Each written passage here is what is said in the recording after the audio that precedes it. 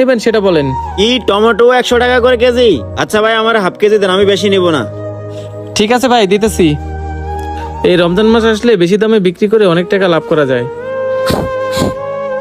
যাক, তাড়াতাড়ি ভাইকে হাফ কেজি টমেটো দিয়ে বিদায় করে দেই। মনে হয় আধা কেজি হয়ে গেছে, মাপ দিয়ে দেখি। এই যে ভাই, হাফ কেজি টমেটো। ভাই নিতে তো মন চায় অনেক কিছু, কিন্তু যেভাবে দাম চাইতেছেন মনে হয় না আর কিছু নিতে পারবো। এই লোন ভাই আপনার 50 টাকা।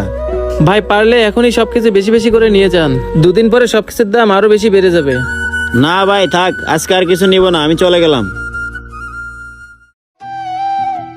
কলাগুলো তো দেখে ভালো মনে হইতেছে। ভাই কলা কত করে হালি? ভাই কলা নিবেন ইফতারের জন্য নাকি? হ্যাঁ ভাই, ইফতারের জন্য নিতেছি। ভাই কোনটা নিবেন, চাম্পা কলা নিবেন নাকি সরবি কলা নিবেন? ভাই চম্পা কলা কত আর সবরি কলা কত? ভাই সরবি কলা নিলে 60 টাকা রাখা যাবো, আর চাম্পা কলা যদি নেন ইফতারের জন্য খাইবেন 30 টাকা রাখা যাবো।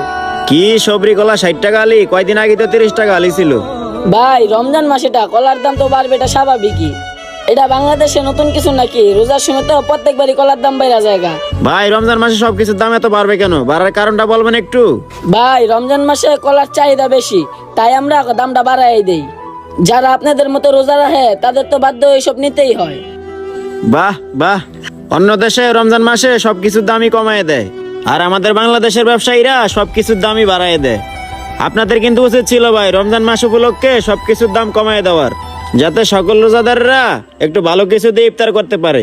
আপনারা তা না করে আরো সবকিছুর দাম বাড়াই দিছেন। অন্য অন্য দেশের কথা বাদ দেন, এটা হলো বাংলাদেশ। এখন আপনি কলা নিবেন নাকি বলেন? ভাই নেয়াই তো লাগবে, আমরা তো নিতে বাধ্য। আপনারা আমাদের সাথে এরকম সিন্ডিকেট করতেছেন, আর ভাই আপনারা যে আমাদের সাথে রমজান মাসে এরকম করতেছেন, এরকম করে কি লাভ পান? দেখেন ভাই, একটা মাস যদি আপনারা জিনিসপত্রের দাম কমায় দেন তাহলে কি আপনাদের অনেক লস হয়ে যায়? কমানোর দরকার না, আপনারা স্বাভাবিক রাখেন, তাহলেই তো হয়। হাই রে ভাই, আমরা 11 মাসই বসে থাকি এই একটা মাসের অপেক্ষায়।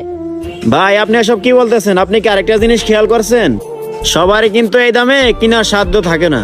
কি আর বলবো ভাই আপনাদেরকে, রোজা রমজানের মাস, আপনারা না সবকিছুর দাম মানুষের নেয়ার সাধ্যের বাইরে নিয়ে যান। ভাই এক কাজ করেন, সবরি কলার দাম যেহেতু বেশি, তাহলে আপনি আমাকে একালি চম্পা কলা দিয়ে দেন। জি ভাই, 2 আলি নেবেন? আচ্ছা ঠিক আছে, দিতে আসি। যদি রমজান মাসের মতো আর কয়টা মাস পাইতাম তাহলে তো ধুমধারাক্কা ব্যবসা হইতো।